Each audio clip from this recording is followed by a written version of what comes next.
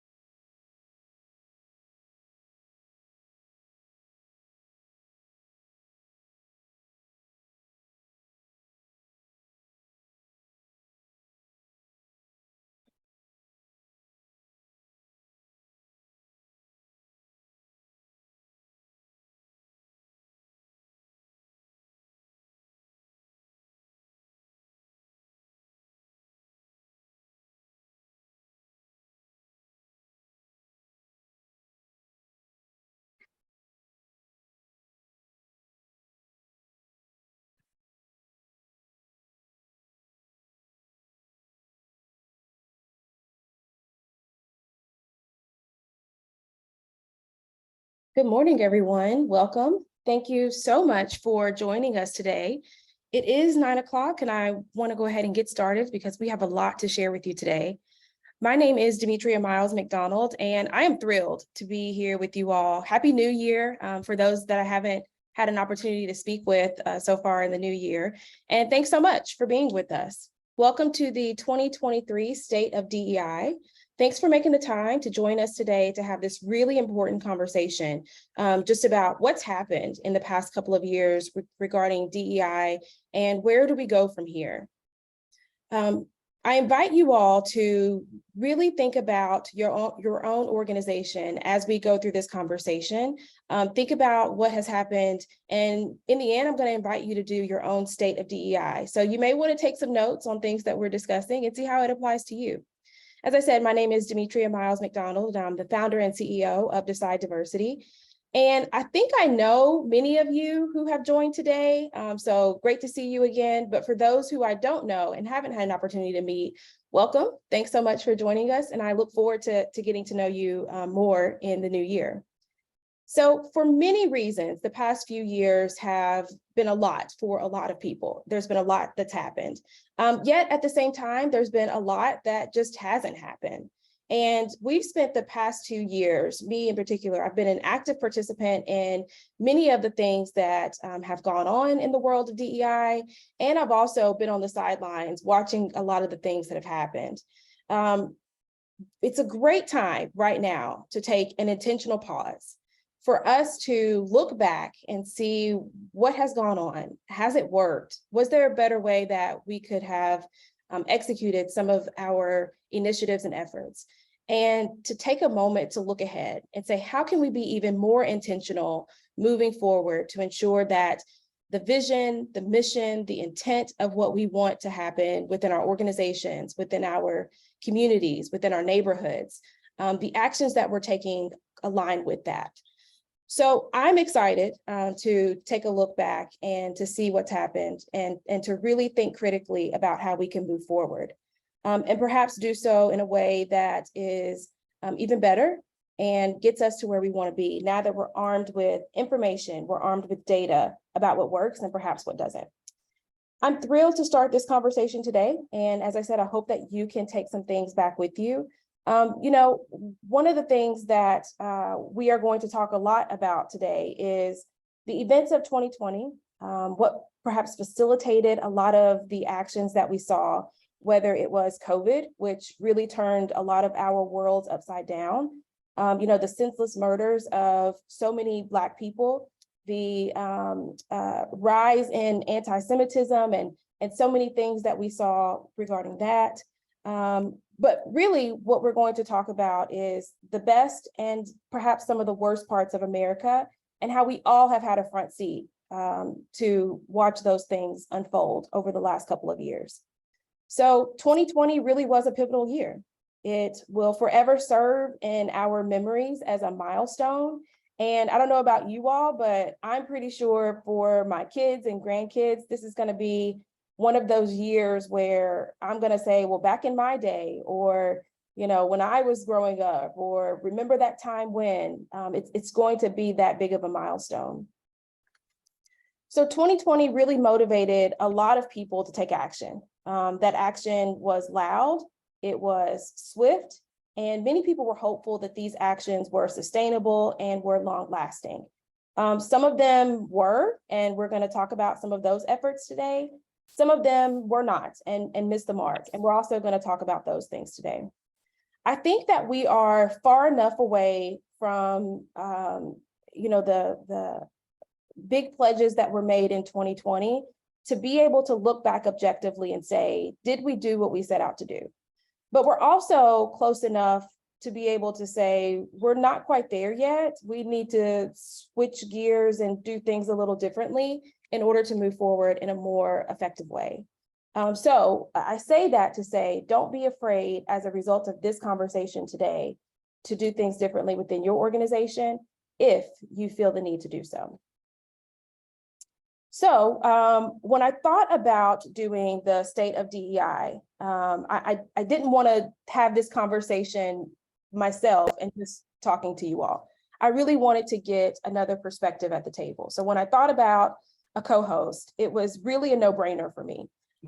It was a no-brainer for a number of reasons. So I want to first introduce Tarian, the co-facilitator for today. I want to read you her official bio, but then I want to tell you a little bit about our relationship and the state of DEI conversations that we've probably been having for the past couple of years. So let me tell you about Tarian. Tarian is the founder and principal of FeeSmart LLC. Tarian helps groups gain breakthrough results by focusing less on fixing women, ethnic and racial minorities, and other marginalized communities, but instead fixing organizations by shaping inclusive workplace cultures, leveraging unique leadership strengths, and building impactful, unstoppable teams. An HR, public affairs, franchising, and community engagement professional, Tarian leads with her natural communication, listening, and collaboration skills, and diverse executive work experiences spanning from the U.S. House of Representatives, trade and nonprofit worlds, and a Fortune 500 global fast food giant. Now, that's Tarian's official bio, and that right there alone makes her qualified to be here and to talk about the state of DEI. I mean, she literally wrote the book on this. But I also want to tell you why Tarian is the right person for this.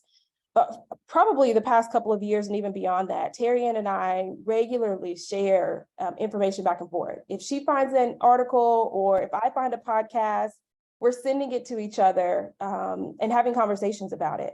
And this has been happening daily, sometimes multiple times a day for the past couple of years. And I'm not joking, I'm not exaggerating. That's what we do. We have conversations that are really enlightening about what's happening. We have conversations to encourage each other to not lose hope. And sometimes we have conversations where we just are so discouraged and we commiserate together. But in the end, we always end up talking about what we can do to move forward, both individually, with our clients, in the work, in the industry as a whole. We are discussing what do we need to learn? What do we need to help our clients learn? What is it that we need to do to move more effectively to get the results that we're looking for?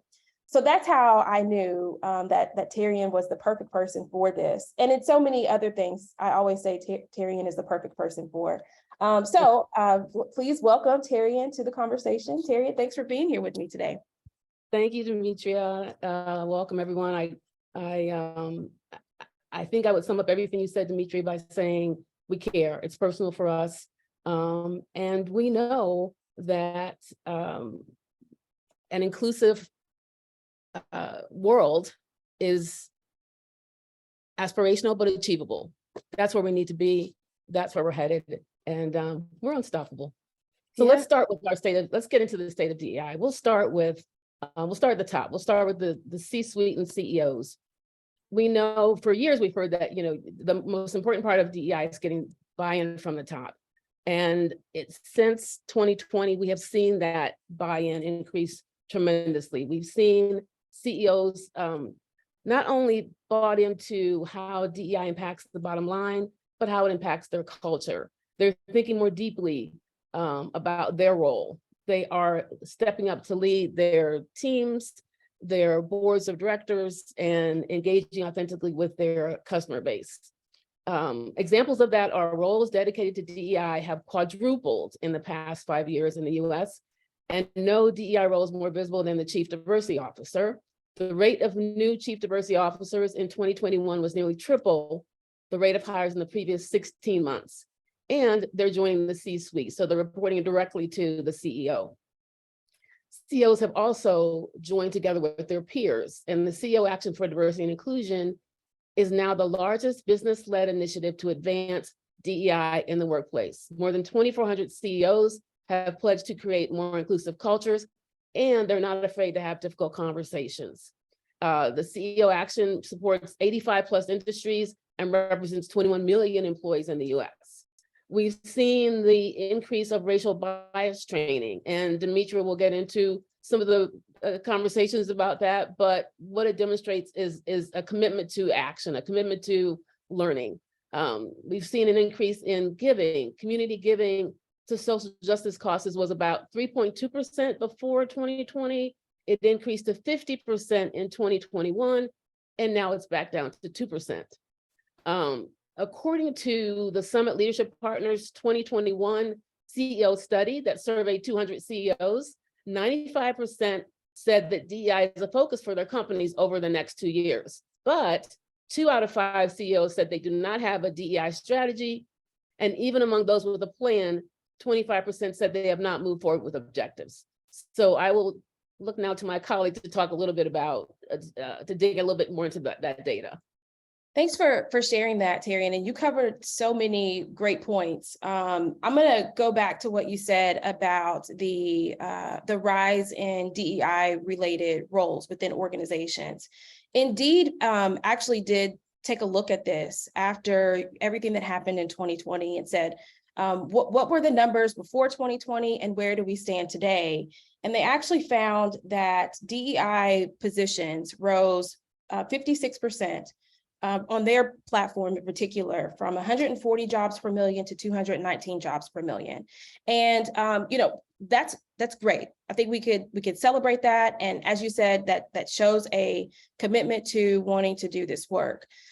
Where we're falling short is there's been a lot of turnover in these positions. There are many reports that say the average is 3 years that someone will stay in this role before they're either leaving the role is being gone away with, or the person is leaving the organization.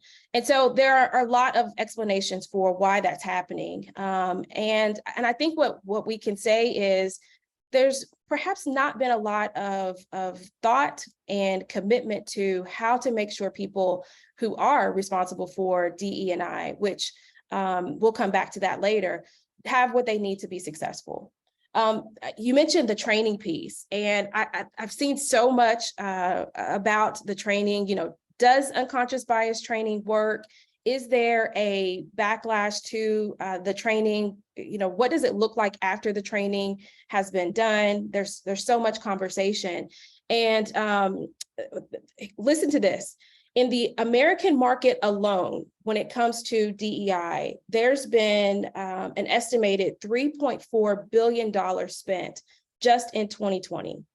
If we're looking at DEI from a global perspective, by the year 2027, it's estimated that companies will spend about $17.2 billion on DEI efforts, and that does include training. So the question is, are we seeing a return on this investment? That's what leaders are starting to ask. We're putting this money into DEI efforts. Are we getting out of it what we hope to, what we expect to? And if not, what do we need to do? There's been a couple of questions regarding what do we get out of it? And I can tell you, organizations that reach out to me that are wanting to do unconscious bias training, I ask them, what do you want to get out of it? And they have no clue. They have no clue what it is that they're hoping to get. It's just that shiny object that's out there and that people want to take on and want to engage in, because that's what everyone is doing. And so now there's research. Colleges are starting to look at what's the return on investment here? What are people actually learning when it comes to this? And if you are able to identify that, what systems, what strategies do you have in place that come after that to ensure that what you hope people get out of it, they're able to sustain even after the training is over? There's some research about the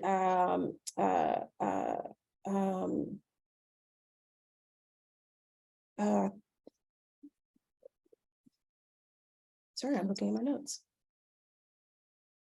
I think I've already said that. One of the things, Demetria, I think is that companies are, again, there's a rush to action, right? Companies have figured out we're behind on this. We really want to move forward. And so they're putting actions ahead of the strategy, which you talk about a lot. Lily Zing posted an article in Harvard Business Review last month about, needing to figure out what you're solving for first, and then figure out what you need to do. And I think there's no shortage of lists. I tried to count it up, but I got tired.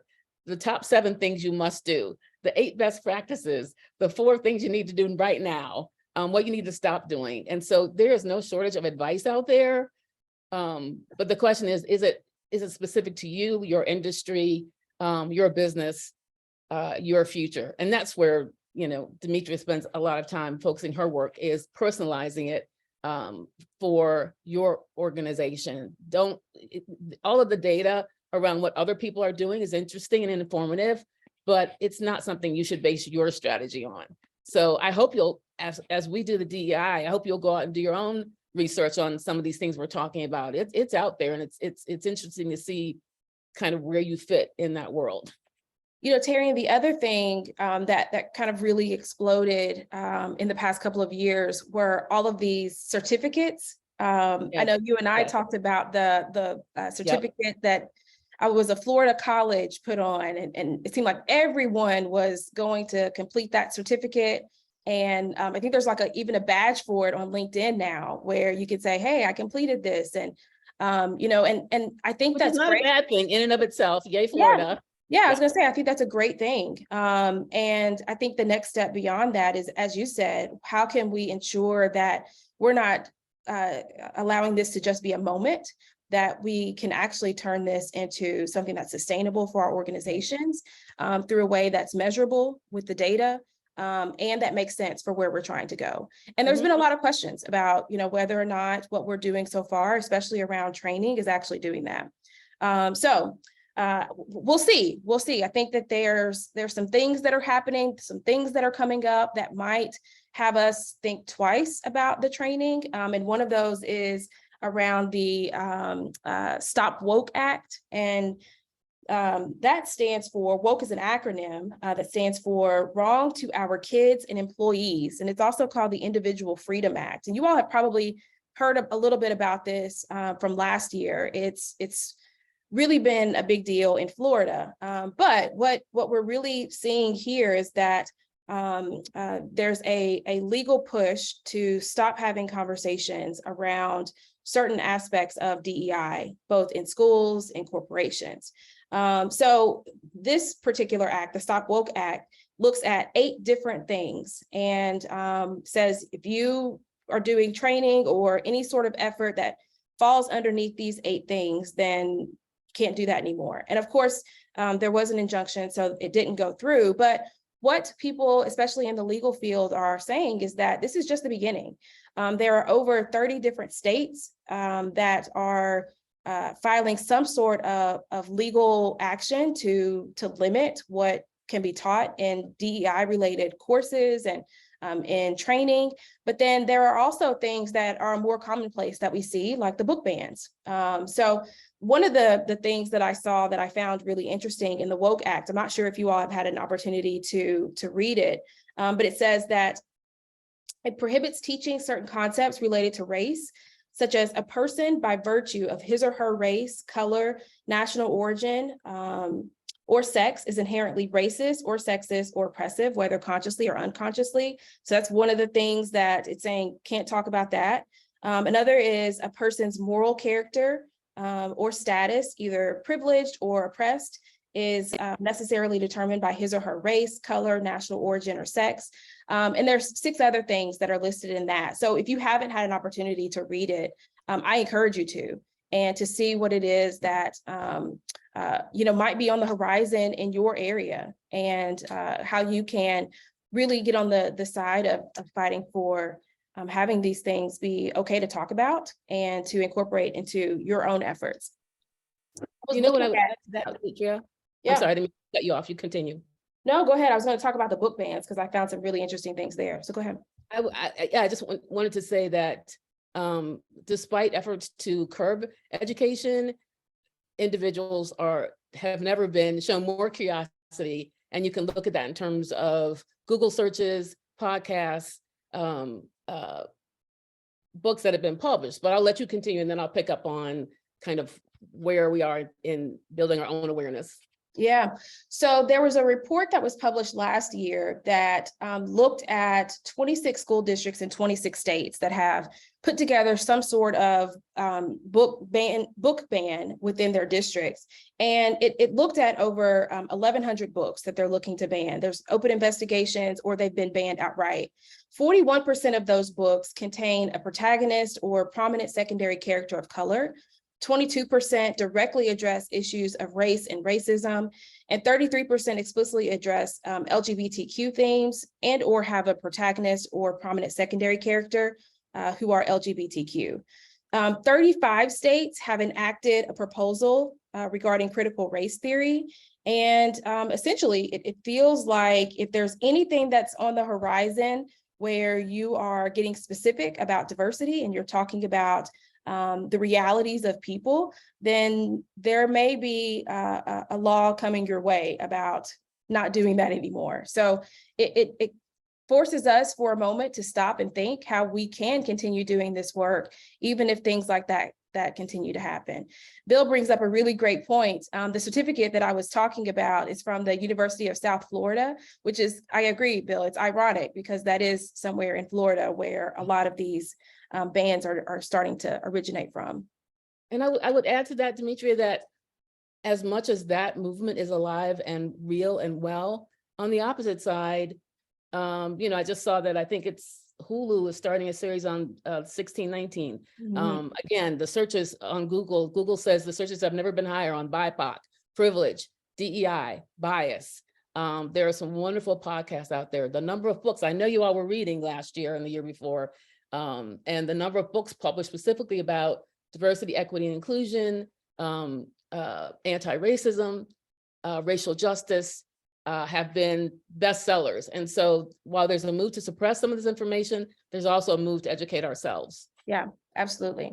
And I know we're gonna dive into that. Before we do, I want to go back to something else that you said about how much money we are spending DEI related. So McKinsey released a report looking at over 1,000 organizations, and these organizations made a pledge after 2020 to do something. And they either made a pledge as it relates to racial justice regarding, Black Lives Matter or Stop Asian Hate or something along those lines. But there was a commitment to racial justice. Together, these organizations committed a total of $200 billion. And 90% of these pledges came from financial institutions. And then there were some tech companies in the mix that also made a pledge. And as we started looking at these pledges, there was a question of, what are they going towards? What are they helping? What are they going to do? How are they going to facilitate change? So McKinsey took a look at that, and they said that the majority of the organizations that were making these pledges were making them in the form of loans and investments. So when we were looking at these financial companies, they were creating things like how to get a mortgage or how to start a business in these marginalized communities. And that's not necessarily a bad thing. Washington Post, they looked at 50 companies.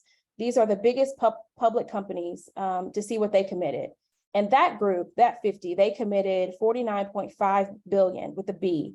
And what they found was only 4.2 billion of that almost 50 billion was going to be in the form of grants to organizations with, no sort of return on investment in the form of, money or things of that nature. And of that 4.2 billion, 70 million with an M went to organizations specifically focused on criminal justice reform, which I found to be really interesting because I don't know about you all, but when I saw that these organizations were making these pledges, in my mind, I immediately went to it's in the form of giving without an expectation of anything in return. I saw it as they're giving these things because they recognize perhaps that they've played a role or they want to see things get better and they are in a position to do so. But as we saw and we started to dig a little bit deeper, it wasn't necessarily the case. So where did that money go? And the 50 that the Washington Post looked at, they were able to see where some of this money went to. 20 companies made a pledge to the Urban League.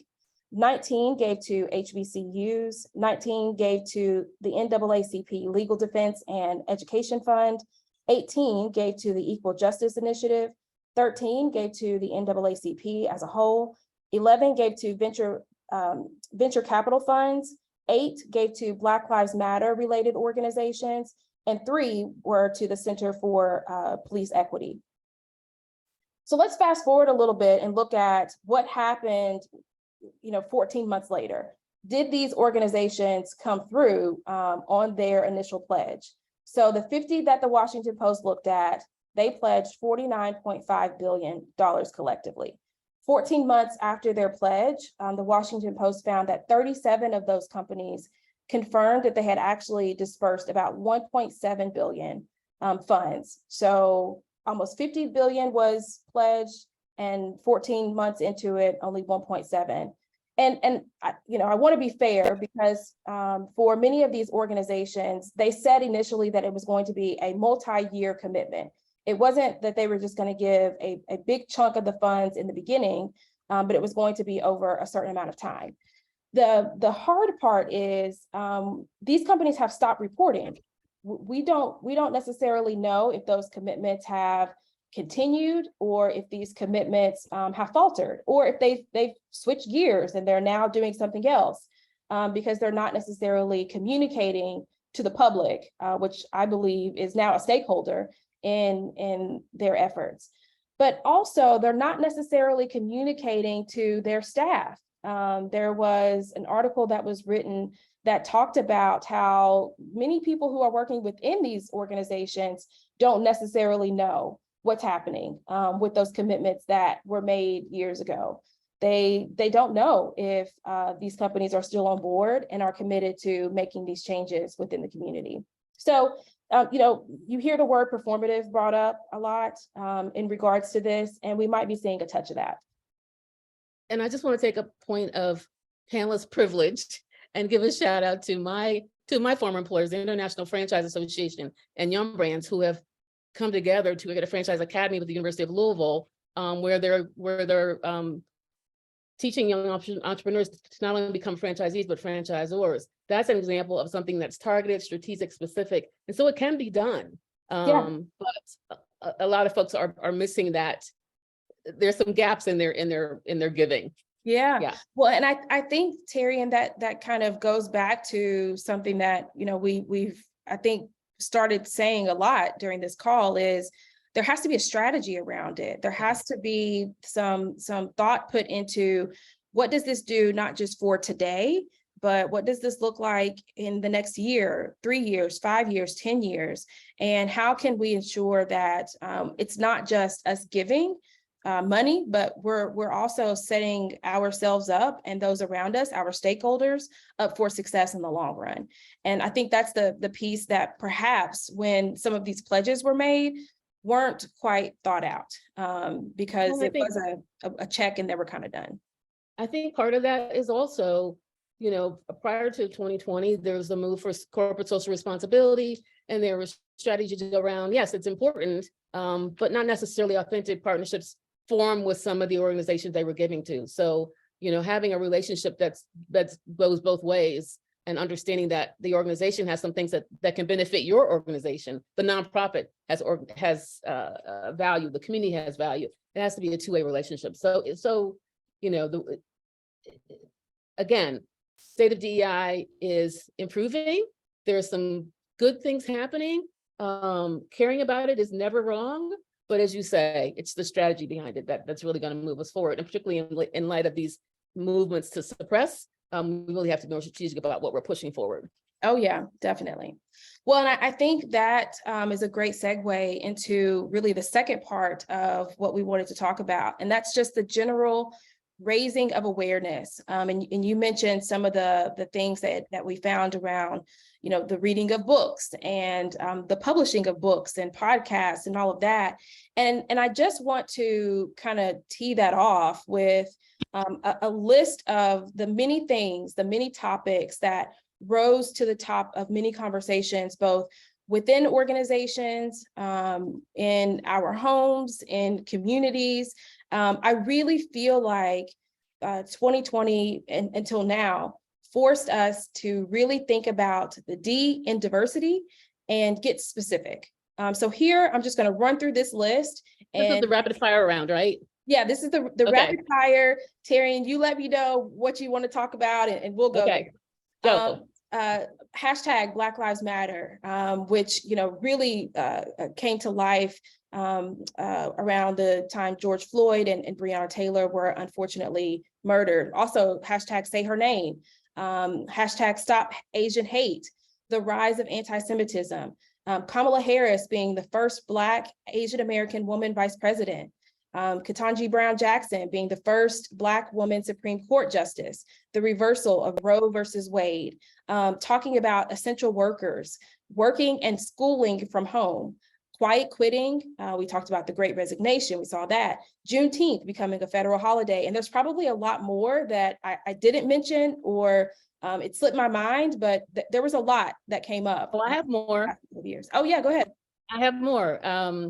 microaggressions, allyship, supporting gender identity and expression, supporting employees' mental health, supporting employees' mental health, supporting employees' mental health, DEI professionals joining the C-suite, shifting from diversity and inclusion to diversity, equity, accessibility, belonging and inclusion, inclusive language principles, using artificial intelligence in the recruiting process.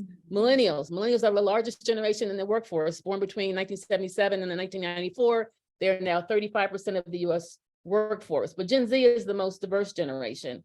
47% of Gen Z employees identify as BIPOC.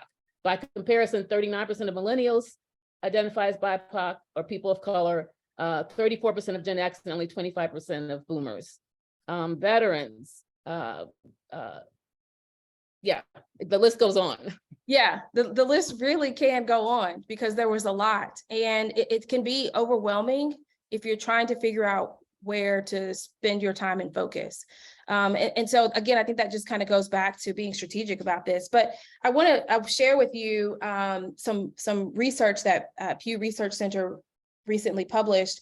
They have been looking at, for the past 10 years, hashtag Black Lives Matter on social media, particularly on Twitter. And it was actually 10 years ago this year that hashtag Black Lives Matter first made its appearance on Twitter. And they've been looking at how many times a day has this been mentioned. Prior to 2020, hashtag Black Lives Matter peaked at 500,000 mentions in one day. Just 3 days following George Floyd's murder, Black Lives Matter was tweeted over 8.8 million times. And that's when it peaked, but over the next 3 weeks, it was still hovering at around 5.5 million tweets per day.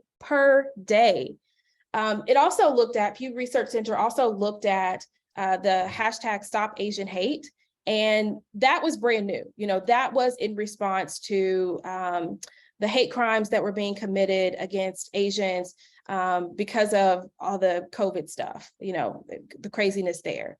So the Pew Research Center looked at how much are people talking about Asian Americans as a collective, but also individually. So recognizing that Asian American is an umbrella term, not necessarily specific to the various groups and identities that kind of fall underneath that.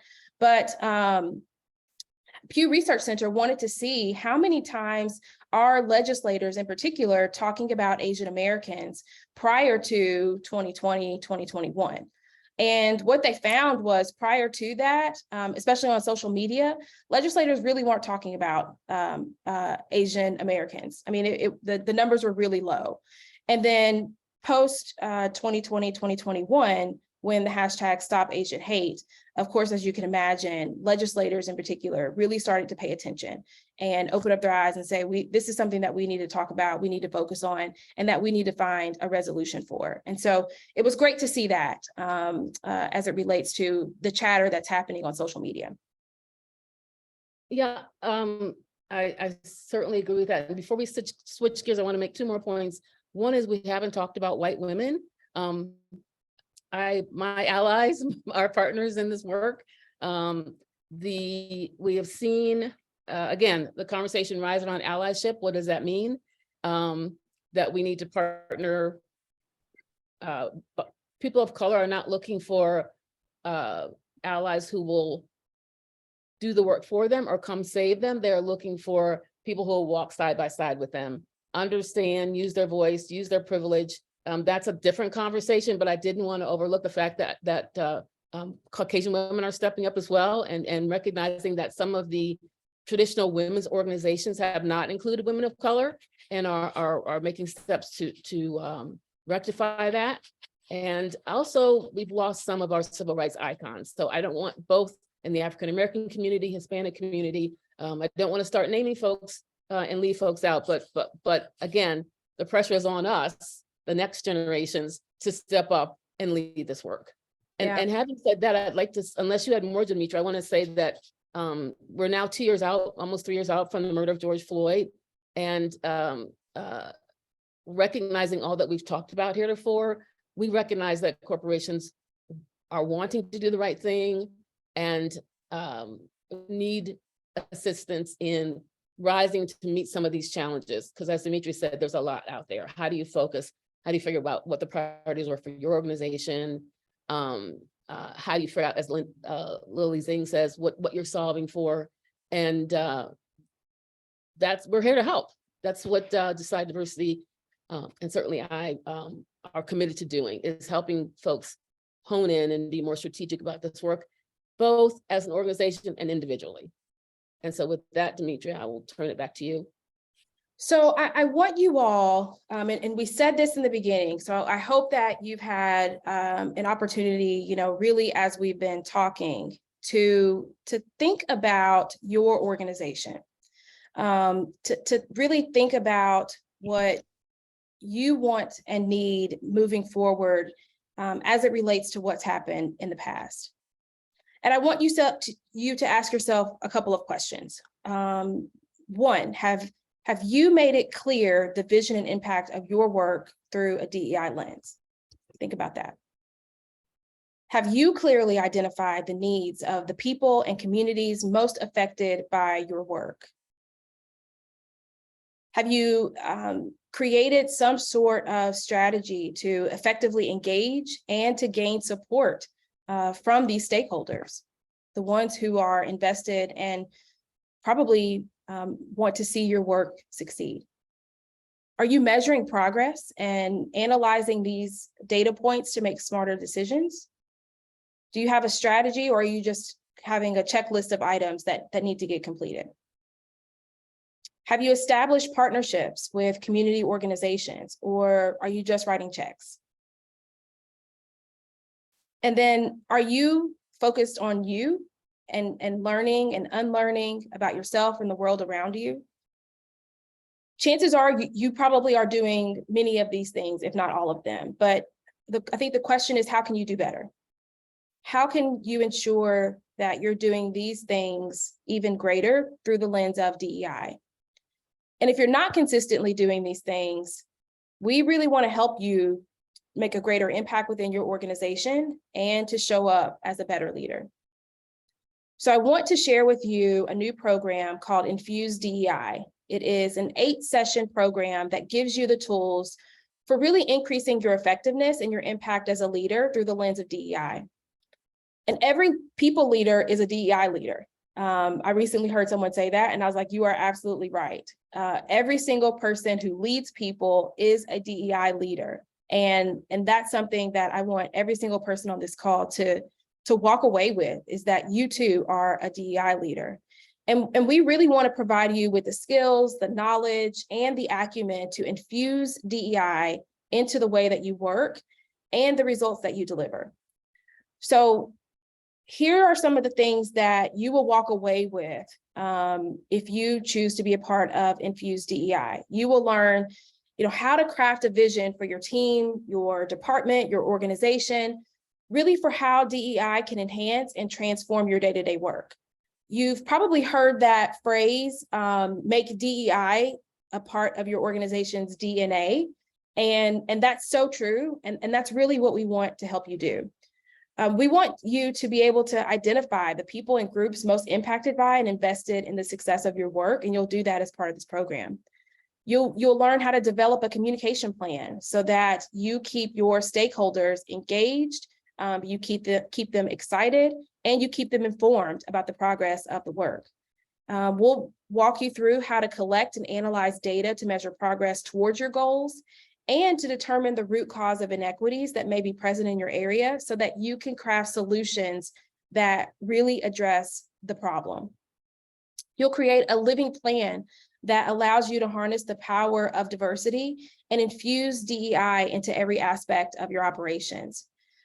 Talking about community, you'll build those mutually beneficial, equitable partnerships with diverse organizations for sustainable impact. So it's not just writing checks, it's actually building those relationships so that both parties get something great out of that partnership.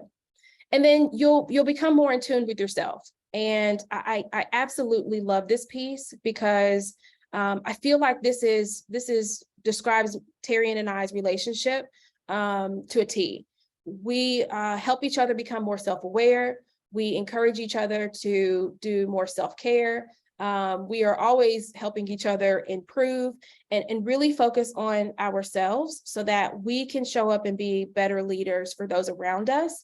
And we think that that's a vital skill that every leader, especially those who are engaging in DEI work, that you need to have and really make a priority. And so that's a piece of this puzzle as well. So over the course of 4 months, you'll learn how to think about DEI in the context of your work. So if you're a marketing leader, we'll talk about how to infuse DEI more effectively into your marketing strategies and outputs. If you're a fundraising leader, same thing. If you're an operations leader, there's opportunity to infuse DEI, and we're gonna talk about that.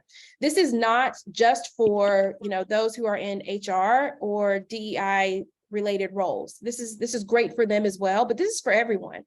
This is for people who are leading people and developing strategies. So, we hope that you'll learn through this program that the success of your team, your department, and really your organization is dependent upon how well you infuse DEI into it.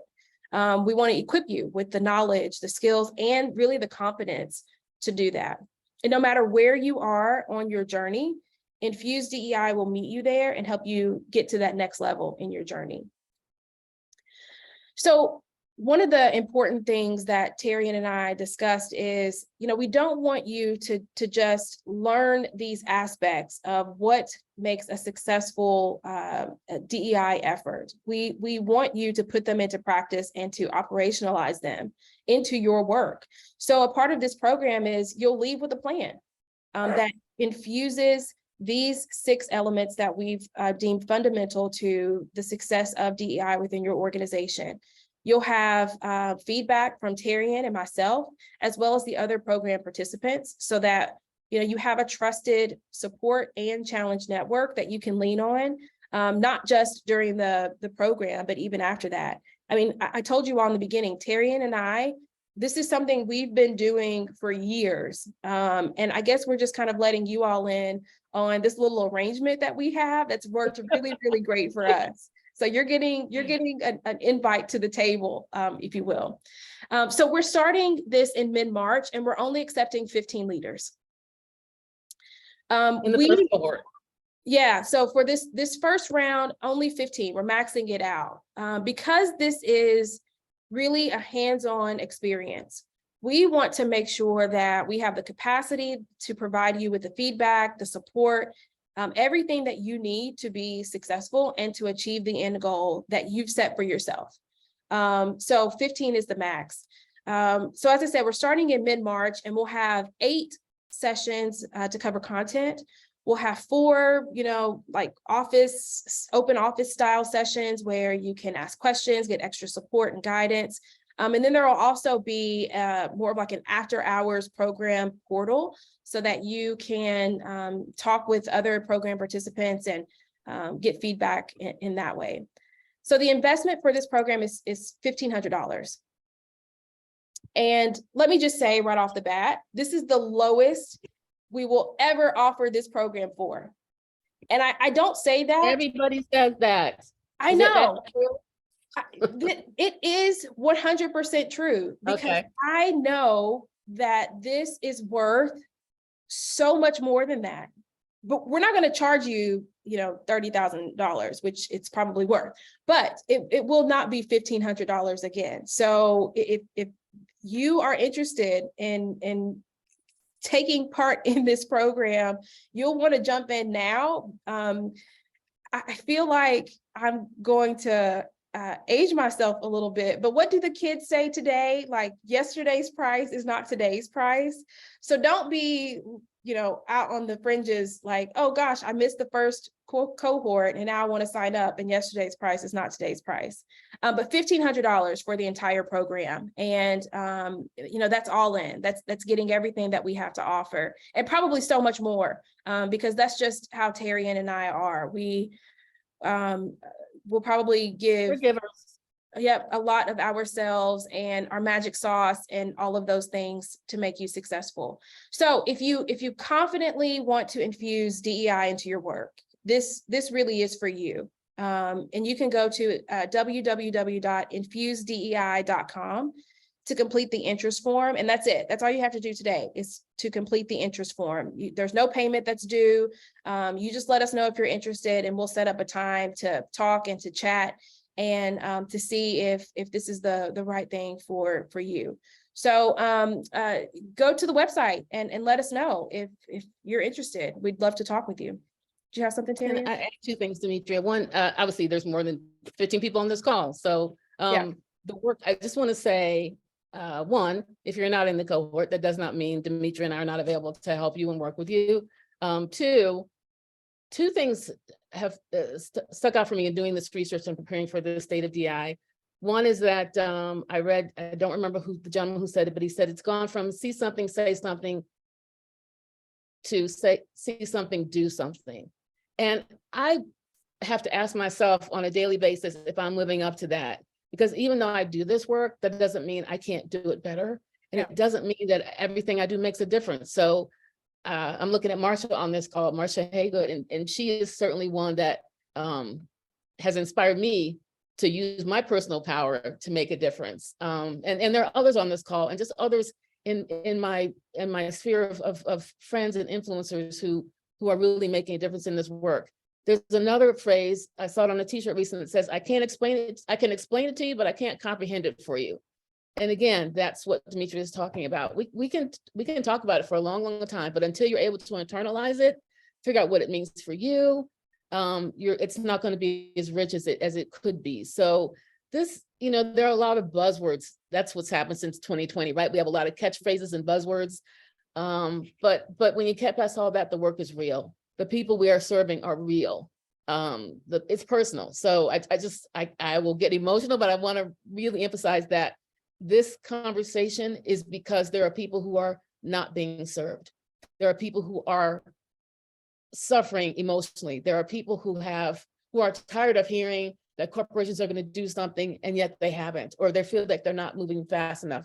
There are Gen Zs and Gen Ys and Gen Xs who want to be part of the solution. We've been talking about how do we accommodate millennials. Will millennials continue to accommodate us because they're the majority of the workforce? So that's, Demetria knows I'm an emotional person. That's my emotional appeal is to say, see something, do something, do your work to understand. There are tremendous resources out there. University of Florida, all the things that we've talked about today are all on the plus side. Well, what we said was a plus is a plus, but I just, let's keep it going. When you see resources, share those resources. People probably get sick of my LinkedIn posts, but I'm constantly sharing what other experts and professionals are thinking, even those things that are controversial. Be a part of the discussion, get in and mix it up. Yeah, that was great. Thank you for that. So we look forward to really seeing more of you engage in this work because it is everyone's responsibility. And if you just want someone to help guide you in this journey, please fill out the interest form, infusedei.com, and we'll be in touch and see where we can go from there. Terry, I know we didn't discuss this, but go ahead. Do you have something? No, just that as I was listening to you, you all can inform us about what you need and what you want. We have put this one brilliant program together, but if there are other kinds of resources you think would be helpful to you, it doesn't matter what it is. No idea is too big, too small, too wild, too crazy. If you think there's something that we can do to move this work forward, you want to partner with us, let us know. Because you have just as many ideas as we do. Yeah, and Tyrion, I know we didn't do this, and I'm like catching you off guard, so I'll go first. But what is one thing that you are just super excited about in the world of DEI in 2023? I want you to think about that, and I'll share with you what my 1.5+ things are. My thing is I am super excited for all the people who want to do this work. May not, know exactly what to do, but I feel like my phone is ringing every day. My email, my inbox is filling up with people who are saying, okay, I don't necessarily know what to do, but I'm ready to do the work, and I'm ready to step into this and get uncomfortable and really fulfill the mission of our organization. And that is exciting to me and keeps me energized and engaged in doing this. I'm also excited to continue working on myself because I am not an expert in all things DEI. I am an expert when it comes to the strategies of DEI and the things that we'll be sharing in this Infused DEI program. But I'm only an expert in people as far as myself, and so every year I make a plan for myself of what I'm going to learn and what I'm going to unlearn, and how I'm going to challenge myself and how I'm going to show up differently.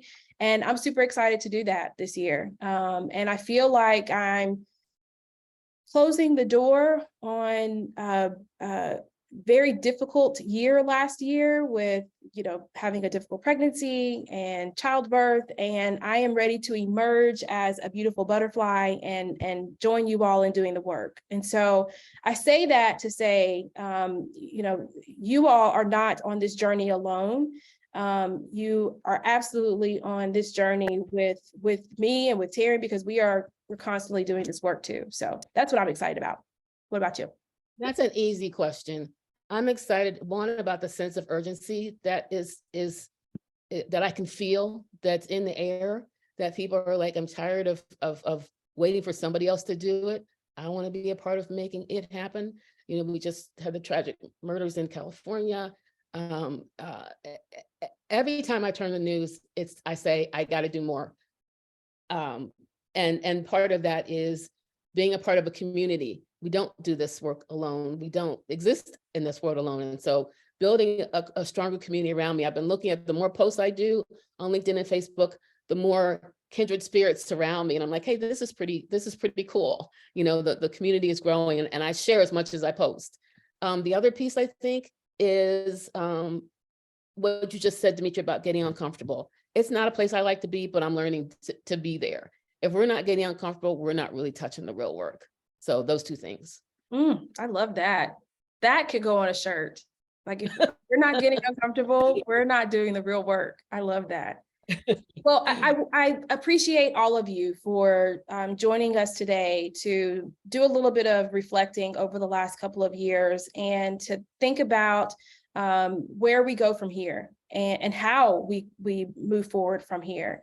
And I think, if you were to walk away with anything from today, all of the things that you want to happen can happen if you're doing it in a way that is thoughtful, you're doing it in a way that is strategic, and you have the right people at the table. So I appreciate you for being on this journey and for tuning in, and for many of you always tuning in to what we have going on here at Decide Diversity. So thank you. Happy New Year. Go to infusedei.com and let us know if you're interested, and we will be in touch soon.